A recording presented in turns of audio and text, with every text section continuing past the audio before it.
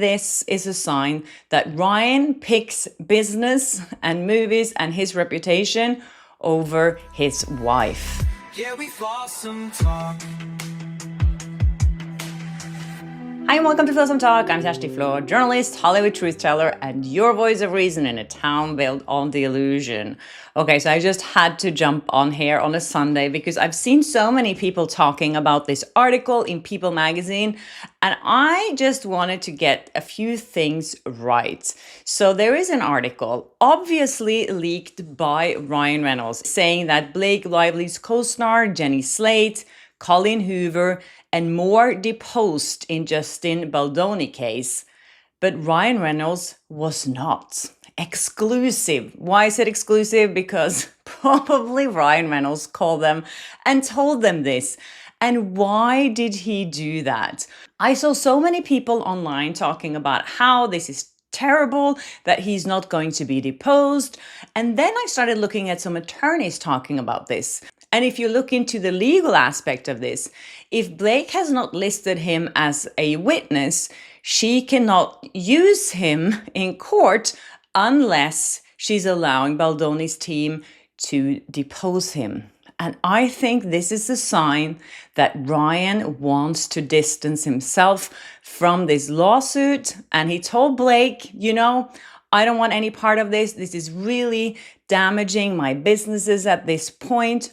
I want out. I don't want anything to do with it. And the thing is, if she doesn't have even him testifying for her, you know, it obviously would be a natural thing for him to witness for Blake, saying that, you know, she came home from set and she was devastated because she felt she had been S-aged. These are the things you tell your husband, obviously. And he was also a part of putting together all these 17 points that they asked Justin Baldoni to sign for Blake to return to set after the strike. So it's pretty clear that Ryan must have known what's been going on here. And of course, he could also testify to the fact that Blake felt devastated and she couldn't sleep and she was emotionally very, very distressed after the alleged smear campaign against her as well. Now, he's not going to back up her claims. And I think this says a lot about their relationship as well, that he's not willing to do that at this point. And as I've been saying for the last few days, the two of them had not been seen in public together for a really long time. And Ryan's been so busy lately promoting John Candy, a documentary. I've never seen anyone work so hard on promoting a documentary. Most of the time, you don't make any money on a documentary. So I find it quite strange that he would prioritize being on the road with this documentary right now instead of helping and supporting his wife. And I also found it strange that Blake didn't show up at any of his events. She's been out promoting her hair care line, so it's not like she's afraid of being seen in public. So I think this is a sign that Ryan picks business and movies and his reputation over his wife. This is a sign from Ryan to the business, to the industry, saying, I'm not involved here, you guys. I am guessing that Ryan had some backlash from some industry people, maybe from some brands, saying, you're too risky right now because you are involved in this legal mess and we can't deal with that right now. Maybe come back to us later. But right now, you're kryptonite. We don't want to work with you. And that's why he called up people and said, hi, I'm not going to be deposed here. And I think in Baldoni's case, this is quite good, actually, because now the only witnesses Blake have is Jenny Slate and Colin Hoover and Isabel Ferrer. And if they had witnessed anything awful happening on that set, we would have heard about these things already. So her witness list is slimming down and it's not looking great for Blake. And we also learned on Friday that this recording is going to be released. It was supposed to be in the courthouse on Friday in New York. Someone went down to try and find it and ask for it, and they said that they hadn't received it yet. There was a Reddit post where the person who actually went down there and waited until the court closed.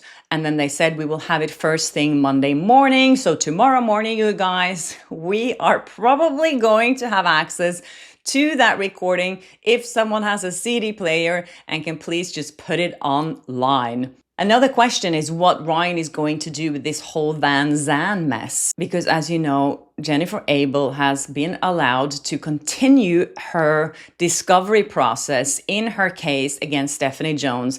And of course, Van Zandt, this sham company, is a huge part of that. So she will get to the bottom of what happened with Van Zandt. So she will have access to all the communications going between Van Zandt and Jones' work, and maybe other players as well. And as we know, Ryan Reynolds is the CEO of the company, so maybe she will get to depose him for that. So many exciting things are happening, you guys. And of course, right after Ryan calls up people with this story, he posts a photo of himself and Blake on his Instagram story. And Blake's hurry up to repost the photo. It's the two of them in front of a ghost or something like that. Yeah, it looks like they're gearing up to Halloween. I just find it so suspicious that he's posting a photo with his wife right now because, as you know, everyone's speculating now what's going on in their relationship. And now we know it's all good because they posed together in a selfie on Instagram. It's funny because Daily Mail picked up this story. Sometimes I have to laugh when I read these stories. They're saying that Ryan Reynolds posted a rare selfie with Blake Lively as Justin Baldoni legal war rages on. And it says here that he made a rare public show of support. Yes, he hasn't shown her a lot of support lately over the weekend amid their raging legal war with It Ends With Us co-star. And then someone wrote here, Lively looked effortlessly stunning with her sandy blonde hair worn down and her petite frame wrapped in a tweed jacket.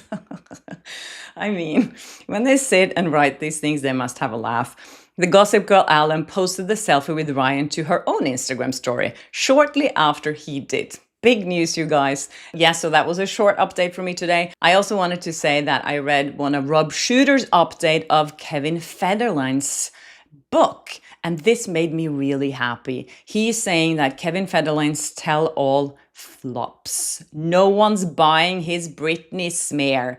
This made me so happy. If you followed me for the last few days, I've been talking a lot about his book and how despicable I think it is that he's saying all these things about Britney and is only going to harm her. And now, apparently, no one wants to buy this book. It says here that Kevin Federline's highly publicized memoir, You Thought You Knew, was meant to reignite his career, but the tell-all has landed with a thud. Despite the explosive allegations about Britney Spears, the book is a commercial disaster, failing to crack Amazon's top 500 even after wall-to-wall media coverage. As I said on Friday, there's been so many articles. Every anecdote in this book has been picked up by TMZ, and they did a story about it. He's been out doing interviews, but no one's interested. I'm so glad. And it says there that he thought shocking sells, says one publishing insider. But the public's had enough of Britney bashing. The sympathy is all with her. Industry sources reveal that Federline, now 46, had hoped the memoir would replace the income lost after his child support ended. Kevin's lived off Britney for nearly 2 decades, a veteran publicist tells Shutterscoop. This book was supposed to be his next payday. And as you know, Britney's been out there many times already telling people, how she feels gaslighted and how this is so cruel and unnecessary. And I couldn't agree more. So even if you're interested in this book, don't buy it. Also, there's some news here about Ana de Armas and Tom Cruise split. And I have to say that I also believe this was the real reason for their split. They have come out and said that, the spark wasn't there anymore. It's like after 9 months, if you're in love with someone, the spark just doesn't die for both people. But apparently here it says that Scientology was the reason. And I'm so happy for Ana de Armas, who managed to not get sucked into this cult. I know a little bit about Scientology. I did a deep dive into the cult a few years ago, or probably 10 years ago. I was living in New York. I went into the church to do some like undercover work, and it was super scary. And I think for anyone who's connected to Tom Cruise, of course, they have to succumb to that religion as well. And I'm glad that Ana de Armas got out in time. Anyways, that's it for me on a Sunday, you guys. I hope you enjoyed this short episode, and please subscribe if you haven't. Hit the notification bell so you never miss an episode of Flawsome Talk, and I'll see you tomorrow. Bye.